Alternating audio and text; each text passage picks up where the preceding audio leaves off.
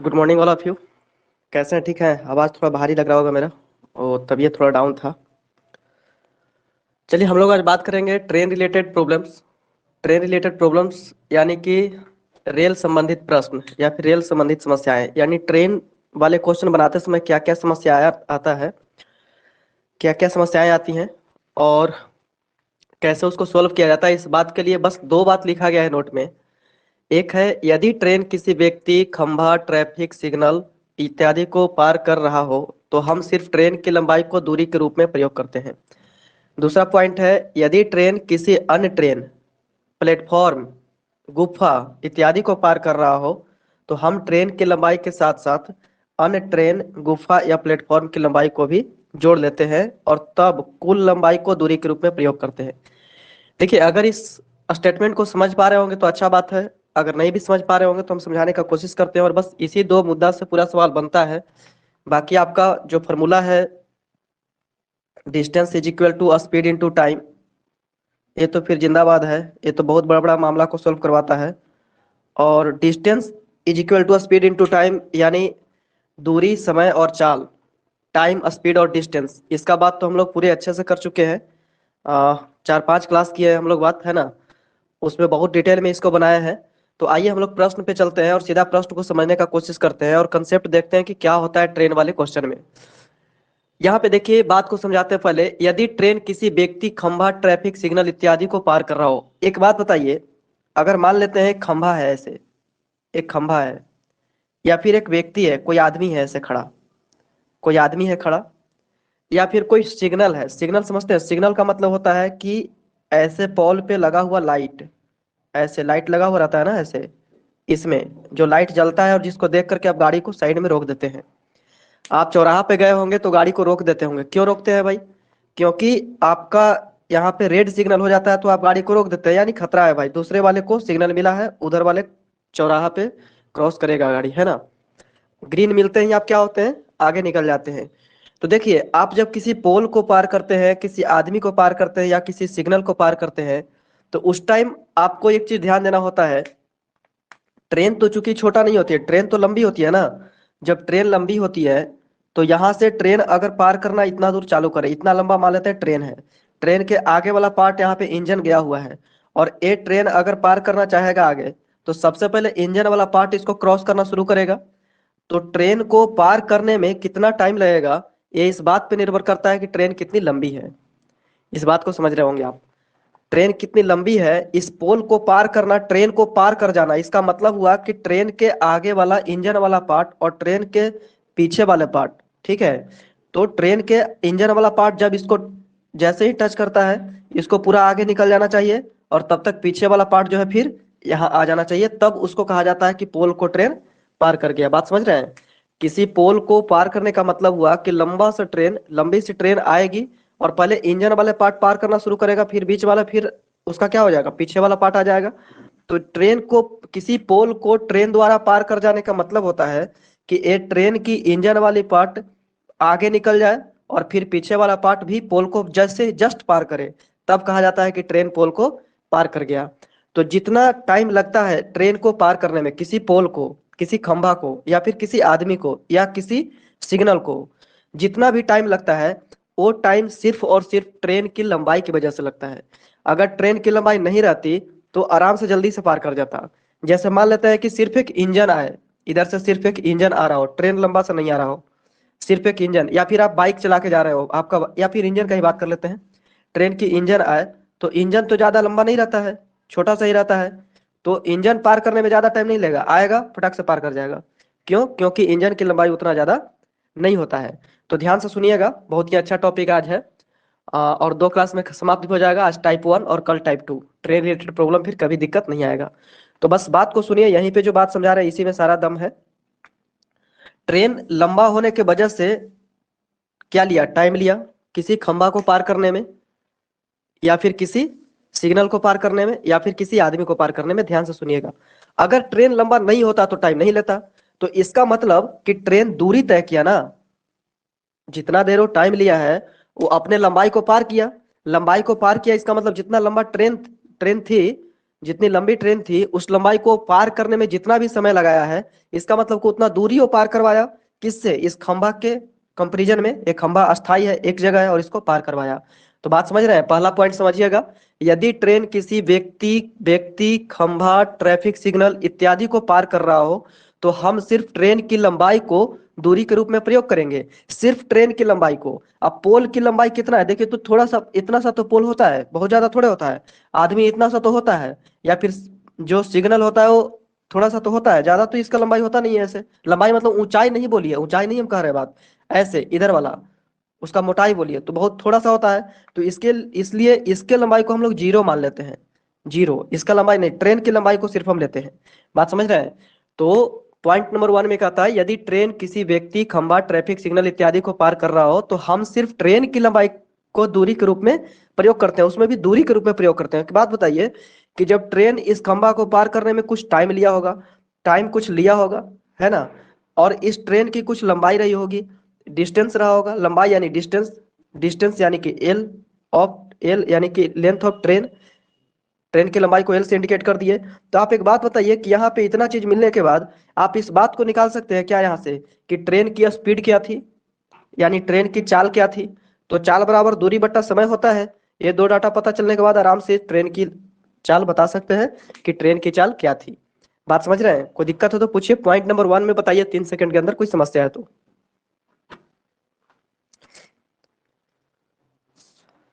अब देखिए point number 2 में बात करते हैं। पॉइंट नंबर 2 में कहता है कि यदि ट्रेन किसी अन्य ट्रेन का मतलब क्या होता है, मतलब मान लिए कि इधर से एक ट्रेन जा रही है। अब देखिए पोल वाला बात खत्म हो गया। पोल या खंभा वाले में पोल की जो लंबाई होगा वो तो जीरो रहेगा, ट्रेन की सिर्फ लंबाई होगा, लंबा सा ट्रेन होगी, ठीक है। पोल नहीं, पोल पतला सा होता है, उसको नहीं लेते हम लोग, ठीक है, उसका वैल्यू जो है जीरो ले लेंगे हम लोग। अब बात को सुनिए, सेकंड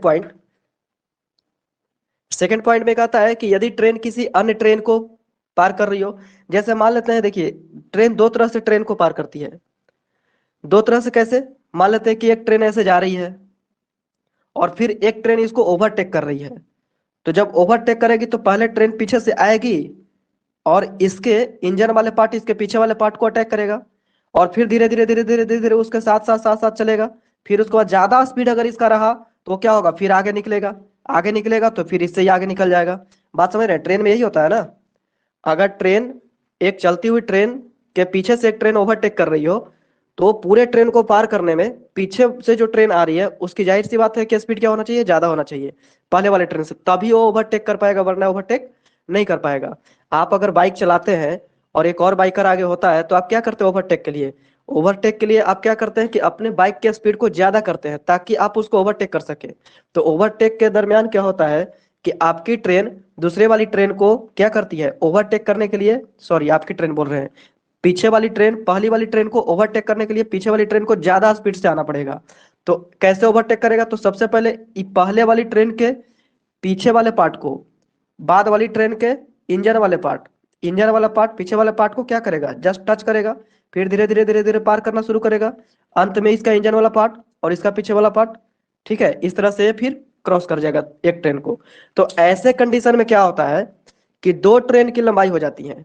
एक तो खुद की ट्रेन की लंबाई जो इसको ओवरटेक कर रहा हो, और एक पहले से मौजूद ट्रेन जिसकी खुद की लंबाई है। तो ऐसे स्थिति में समझिए बात को, यदि एक ट्रेन किसी अन्य ट्रेन को इस तरह से पार कर सकता है ओवरटेक करके, या फिर एक ट्रेन इधर से जा रही है, बात समझ रहे हैं, और एक ट्रेन इधर से आ रही है।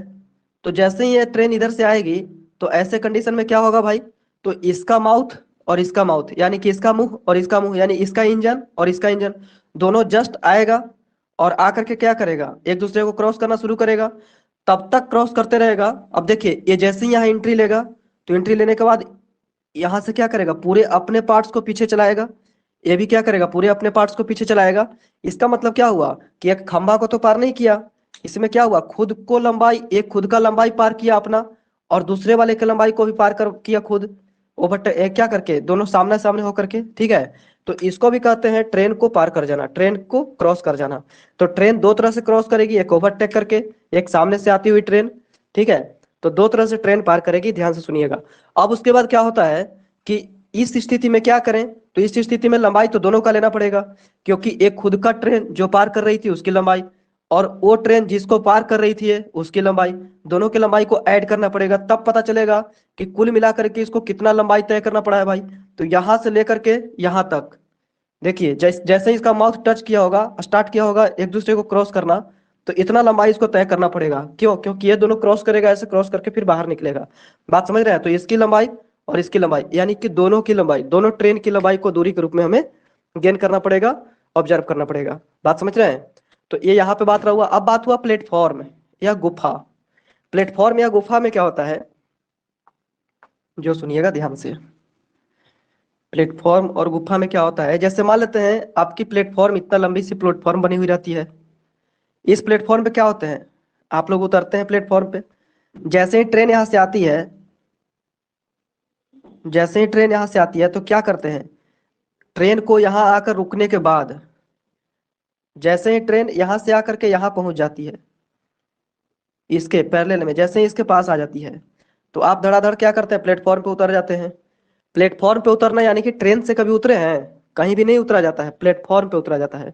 प्लेटफॉर्म यानी कि जहाँ पे आराम से उतरा जा सके, नहीं तो फिर ट्रेन की जो दरवाजे होती है ना, दरवाजा बहुत दूर ऊंचा होता है, ठीक है, दरवाजा बहुत ऊंचा होता है, तो उस दरमियान उतरने में कहीं भी दिक्कतें आती हैं। तो ध्यान से सुनिएगा, ऐसे कंडीशन में क्या होता है कि अगर हम आपसे बात कर दें कि इस प्लेटफॉर्म को पार करने में ट्रेन को कितना टाइम लगा है या फिर कितना डिस्टेंस तय करना पड़ा होगा, तो सिर्फ ट्रेन की लंबाई से काम यहाँ पे नहीं चलेगा। सिर्फ ट्रेन की लंबाई से काम नहीं चलेगा, ध्यान से सुनिएगा। जैसे होता क्या है कि प्लेटफॉर्म तो भाई आगे पीछे नहीं होगा, प्लेटफॉर्म तो अस्थाई है, प्लेटफॉर्म एक ही जगह रहेगा। लेकिन जब ट्रेन आएगी, तो एक बात बताइए, एक छोटा सा पॉल नहीं ना है कि ट्रेन आई और इस पोल को पार कर गई, इस पोल को पार कर गई कंप्लीटली, ऐसा तो नहीं है। ये तो लंबा सा प्लेटफॉर्म है भाई, इसको जब पार करना है तो इसको टाइम लगेगा। कितना टाइम लगेगा? एक पोल को पार करने के मुकाबले बहुत ज्यादा टाइम लगेगा। क्यों? क्योंकि जैसे ही ट्रेन एंट्री लेती है प्लेटफॉर्म में एंट्री लेने के बाद उसको खुद का लंबाई और फिर इस प्लेटफॉर्म की लंबाई दोनों को पार करना पड़ता है। यानी यहां से ट्रेन अगर ऐसे जा रही है, ध्यान से देखिएगा, मान लेते हैं ट्रेन है, तो देखिए ट्रेन ये है, इतना लंबी सी ट्रेन है, तो इसको क्या करना पड़ेगा, पूरा ऐसे पहले एंट्री लेना पड़ेगा, फिर उसके बाद ऐसे ऐसे ऐसे ऐसे इसको पार करना पड़ेगा। मतलब क्या हुआ कि खुद की लंबाई और ए प्लेटफॉर्म की लंबाई, दोनों की लंबाई पार करना पड़ा। दोनों की लंबाई जब पार करना पड़ा तो कुल डिस्टेंस इसको कितना तय करना पड़ा भाई, तो जितना लंबा प्लेटफॉर्म था और जितना खुद की ट्रेन की लंबाई थी, वो दोनों क्या करना पड़ा, पार करना पड़ा। यानी ऐसी स्थिति में क्या होता है कि ट्रेन की लंबाई के साथ साथ हम प्लेटफॉर्म की लंबाई को भी ऑब्जर्व करते हैं, यानी कि दोनों की लंबाई को ऐड करते हैं, तब पता चलता है कि जो टाइम लगा है ट्रेन को पार करने में, वो दोनों के डिस्टेंस के सम के बराबर है। ठीक है, बस 2 मिनट और बात करेंगे। अब बात आता है गुफा का। कभी ट्रेन में बैठे हैं, गुफा को पार किए ट्रेन में बैठकर, गुफा के अंदर में जैसे ही ट्रेन जाती है, गुफा का मतलब समझते हैं ना क्या होता है? गुफा का मतलब होता है पहाड़ के अंदर ही अंदर रास्ता बनाना।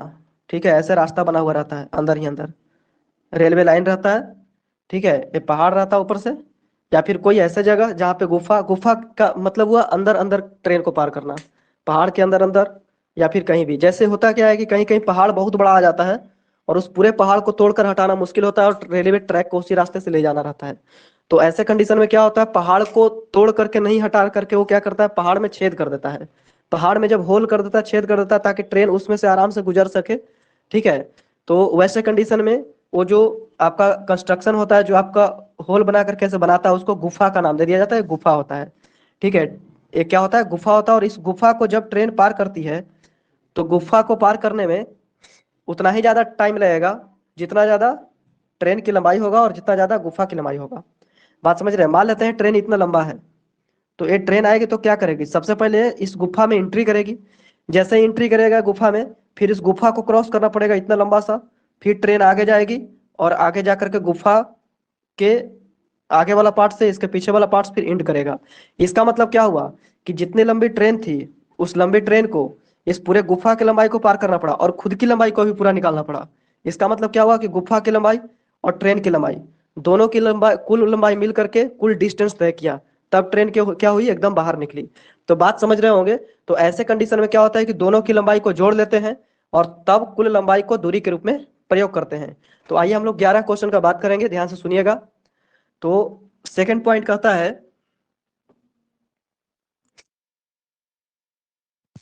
देखिए सेकंड पॉइंट क्या कहता है, यदि ट्रेन किसी अन्य ट्रेन या प्लेटफॉर्म या गुफा इत्यादि को पार कर रहा हो तो हम ट्रेन की लंबाई के साथ साथ अन्य ट्रेन या गुफा या प्लेटफॉर्म की लंबाई को भी जोड़ लेते हैं और तब कुल लंबाई को दूरी के रूप में प्रयोग करते हैं। तो आप समझ रहे होंगे, इसका मतलब कि यहाँ पे डिस्टेंस नाम का रोड नहीं रहेगा।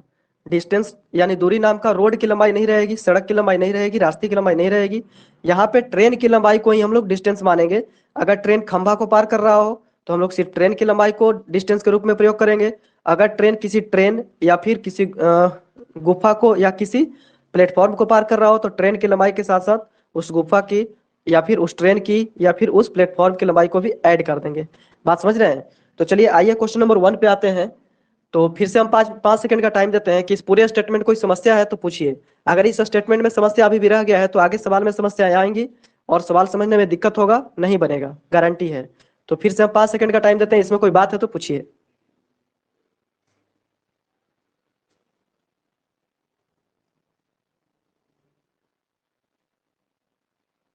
चलिए कोई समस्या नहीं रहा होगा। आइए क्वेश्चन नंबर 1 पे बात करते हैं हम लोग।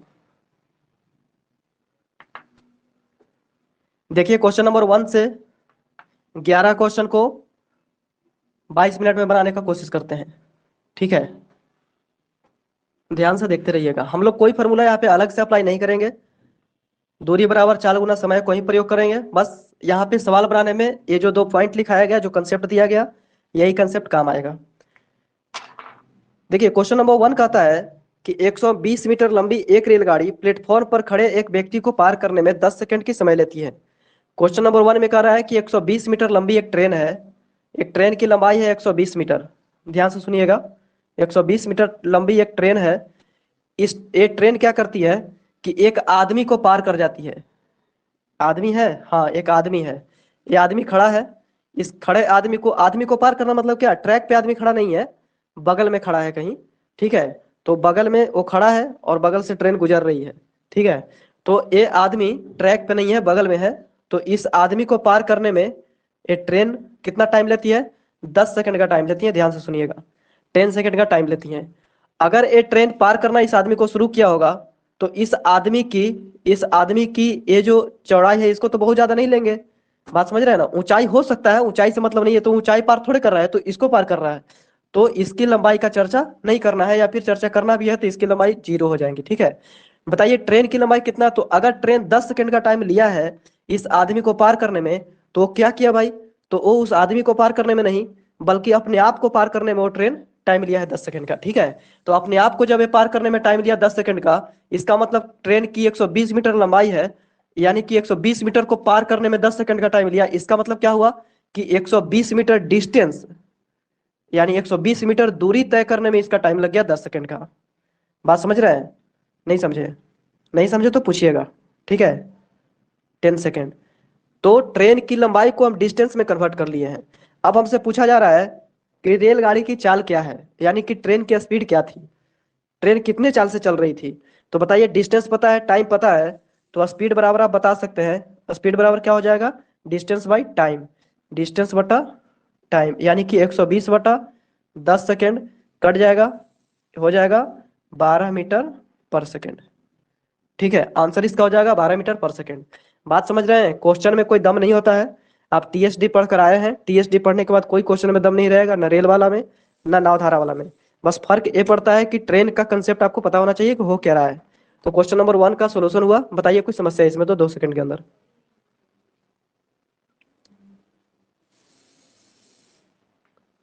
बबलू कोई समस्या है क्या? बताइए, हैंड रेज कर रहे हैं। ठीक है सर। नहीं चलिए थैंक यू। आगे बढ़ते हैं क्वेश्चन नंबर 2 पे। देखिए क्वेश्चन नंबर 2 में कहता है 100 मीटर लंबी एक रेलगाड़ी 30 किलोमीटर प्रति घंटा की गति से चल रही है। रेलवे लाइन के समीप खड़े एक व्यक्ति को पार करने में इसे निम्नलिखित समय लगेंगे। अब सुनिए क्या हुआ। इस बार क्वेश्चन नंबर 2 में क्या किया है, देखिए इसी को क्वेश्चन नंबर 2 में कन्वर्ट कर देते हैं, ध्यान से सुनिएगा। इस बार क्या हुआ कि एक रेलगाड़ी है, ठीक है? उसकी लंबाई बोला है 100 मीटर है। कोई जरूरी नहीं है कि बार बार आप फिगर बनाएं, आपके माइंड में फिगर बैठ जाएगा, फिर फिगर बनाने की जरूरत नहीं पड़ेगा। ध्यान से सुनिएगा, कहता है 100 मीटर लंबी एक रेलगाड़ी है और उसको उसकी स्पीड दे रखा है, टाइम नहीं दिया है कितना टाइम लगेगा। 100 मीटर लंबी एक रेलगाड़ी एक आदमी को पार करता है, प्लेटफॉर्म पे खड़े एक आदमी को पार करता है, और उसका ट्रेन का जो स्पीड है वो स्पीड दे रखा है। ट्रेन की लंबाई दैट मीन्स डिस्टेंस 100 मीटर, और ट्रेन की स्पीड यानी कि ट्रेन की चाल कितना दिया है भाई? तो ट्रेन की चाल दिया है 30 kilometre per hour. 30 kilometre per hour. अब आपसे पूछा जा रहा है कि बताइए कि इसको पार करने में कितना, इस ट्रेन को, इस आदमी को पार करने में कितना समय लगेगा। तो आप एक बात बताइए, डिस्टेंस जब पता हो, स्पीड जब पता हो, तो टाइम ही तो नहीं पता होता है ना। दो डाटा जब दिया हुआ है, डिस्टेंस और स्पीड, तो आपको टाइम पूछा जा रहा है कि कितना टाइम ट्रेन लगाएगी किसको पार करने में, इस आदमी को पार करने में। तो पूरे ट्रेन कितने देर में पार कर जाएगी? तो लंबाई 100 मीटर, यानी ट्रेन की लंबाई 100 मीटर, स्पीड दिया है किलोमीटर पर आवर में, तो आपको पहले बताया गया था कि यूनिट को सेम कर लीजिए। यहाँ मीटर में बात किया, यहाँ किलोमीटर में बात किया है, तो ऐसा नहीं चलेगा। अब आंसर में क्या दिया है? सेकंड में, तो इसका मतलब गारंटी है कि इसको बदलना पड़ेगा। 30 किलोमीटर पर आवर को 30 मीटर पर सेकंड में चेंज कीजिए, तो 5/18 से डिवाइड कीजिएगा, मीटर पर सेकंड में ये कन्वर्ट हो जाएगा। ठीक है। अब पूछा जा रहा है कि टाइम बताइए। काटना है तो इसको काट सकते हैं, कटेगा क्या? 6×5 = 30 हो जाएगा, 6×3 = 18, यानी कि 25/3 आएगा। फायदा नहीं हुआ काटने से। 25/3 मीटर पर सेकंड। अब देखिए, अब पूछा जा रहा है कि बताइए टाइम बताइए कितना लगेगा।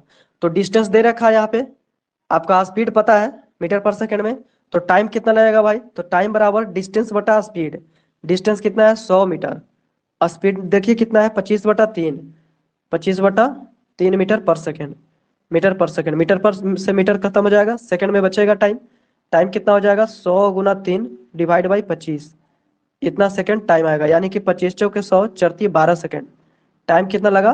12 सेकंड, यानी कि इस ट्रेन को, इस आदमी को पार करने में 12 सेकंड का समय लगेगा। Answer number C. बोलिए कोई समस्या है तो क्वेश्चन नंबर 2 में, वरना आगे बढ़ते हैं।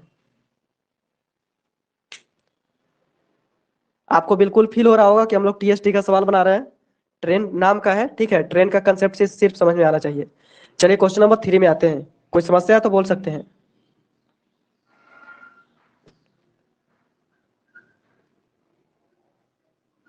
आज के बाद 3 क्लास और कर लीजिए रिस्पेक्ट के साथ, है ना। उसके बाद फिर बैच बैच अनाउंस करेंगे, कुछ टाइम लगेगा। क्या बोलते हैं, एडवांस के बैच स्टार्ट करने में। क्वेश्चन नंबर 3 में आइए, ध्यान से सुनिएगा। कहता है एक गाड़ी 90 किलोमीटर प्रति घंटा की चाल से चल रही है। देखिए ट्रेन की स्पीड दे रखी है, स्पीड कितना है ट्रेन की भाई? स्पीड है 90 kilometre per hour. 90 kilometre per hour. यदि वह एक सिग्नल को 10 सेकंड में पार कर ले, सिग्नल को पार कर रहा है इसलिए उसका डिस्टेंस लेने की जरूरत नहीं है सिग्नल का, ठीक है, क्योंकि वो भी एक पोल या खंबा की तरह ही होता है। वो कितना टाइम लेता है भाई? तो टाइम लेता है 10 सेकंड। 10 सेकंड का समय लेता है। पूछ रहा है कि तो मीटरों में गाड़ी की लंबाई क्या है। अब देखिए हुआ क्या कि अब की बार उस ट्रेन की लंबाई नहीं दिया है, ठीक है। अब एक बात बताइए, एक ट्रेन है, एक ट्रेन एक खंबा को पार करता है, यानी एक सिग्नल को पार करता है। तो जब इस सिग्नल को पार करता है तो क्या होता है भाई? इसकी स्पीड दे रखा है कि इसकी स्पीड है 90 किलोमीटर पर आवर, और ये पार करने में 10 सेकंड का टाइम लेता है। तो बचा क्या भाई? तो बचा क्या? 90 किलोमीटर पर आवर के स्पीड से ट्रेन जा रही है और 10 सेकंड का टाइम लिया। क्यों 10 सेकंड का टाइम लिया? इसका मतलब ट्रेन की कुछ लंबाई होगी। लंबाई कितना है? तो लंबाई बराबर, यानी कि डिस्टेंस हमको पता नहीं है। डिस्टेंस, लंबाई मतलब क्या? डिस्टेंस, यानी कि ट्रेन की लंबाई को ही डिस्टेंस के रूप में प्रयोग करते हैं। तो दूरी बराबर 4 गुना समय होता है। अब बात है कि ट्रेन की लंबाई क्या चीज में बताना है, किलोमीटर में बताना है या फिर मीटर में बताना है। तो सवाल में दे रखा है कि मीटर में बताइए, मीटरों में गाड़ी की लंबाई बताइए। तो मीटर में बताने के लिए यहाँ किलोमीटर पर आवर का प्रयोग नहीं करना होगा, हमको इसको चेंज करना पड़ेगा। चेंज करेंगे इसको, किलोमीटर पर आवर को मीटर पर सेकंड में कन्वर्ट करेंगे।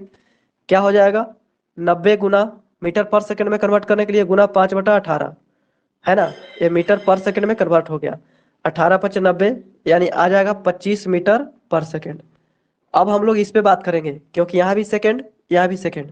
अब डिस्टेंस कितना हो जाएगा? डिस्टेंस बराबर speed into time. Speed train की क्या थी? 25 मीटर पर सेकंड, ठीक है। टाइम कितना लगा? 10 सेकंड। बात समझ रहे हैं? सेकंड से सेकंड यहाँ पे कैंसिल हो जाएगा, 250 मीटर लंबाई आ जाएगा ट्रेन की। ये आंसर हो गया। ट्रेन की लंबाई कितना है भाई? 250 मीटर। डिस्टेंस किसकी? डिस्टेंस ट्रेन की, क्योंकि ट्रेन ही तो खुद को पार कर रही है।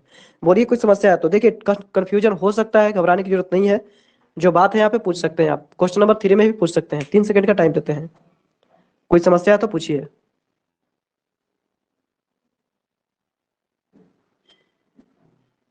किन्हीं को भी कोई समस्या हो तो पूछ सकते हैं, कोई दिक्कत नहीं है।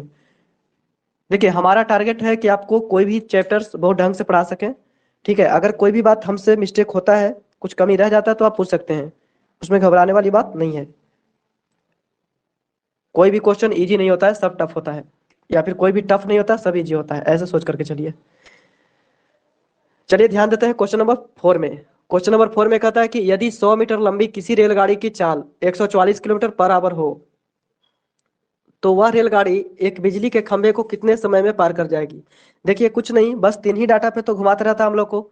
इस बार ट्रेन की क्या क्या लंबाई दिया है, ट्रेन की लंबाई मतलब डिस्टेंस कितना हो गया 100 मीटर। ट्रेन की स्पीड दिया है, स्पीड यानी कि चाल, ट्रेन की स्पीड कितना दिया है भाई 144 kilometre per hour, 144 kilometre per hour. तो वह रेलगाड़ी एक बिजली के खंभे को कितने समय में पार कर जाएगा, यानी टाइम पूछा है। तो बताइए टाइम बता सकते हैं ना, कितने सेकंड में पार कर जाएगा पूछा है हमसे, कितने समय में पार करेगा, और समय का आंसर दे रखा है सेकंड में। इसका मतलब ये किलोमीटर पर आवर नहीं चलेगा, इसको मीटर पर सेकंड में चेंज कीजिए। 144 गुना 5/18, ठीक है, मीटर पर सेकंड हो जाएगा। 18 से डिवाइड कीजिए 144 को, कितना बार में कटेगा बोलिए, 8 बार में, 18 से 8 बार में कटेगा, यानी कि आंसर आ जाएगा 40 मीटर पर सेकेंड, ठीक है। इसका स्पीड हो जाएगा 40 मीटर पर सेकेंड। अब टाइम बताना है, तो टाइम के लिए क्या करें भाई, तो टाइम इज इक्वल टू हो जाएगा डिस्टेंस बटा स्पीड, यानी कि 100 मीटर डिस्टेंस है डिवाइड बाई 40 मीटर पर सेकेंड, मीटर पर सेकेंड, ठीक है। काटिएगा, मीटर से मीटर खत्म हो जाएगा, जीरो से जीरो खत्म हो जाएगा, काटिएगा तो इसका आंसर आ जाएगा 2.5, है ना, 5/2 यानी कि 2.5। 2.5 सेकेंड का टाइम लगेगा क्या करने में, ट्रेन को पार करने में। कितनी लंबाई 100 मीटर की लंबाई पार करने में 2.5 सेकेंड का टाइम लगेगा, आंसर 2.5 सेकेंड आएगा। बताइए कोई समस्या है तो।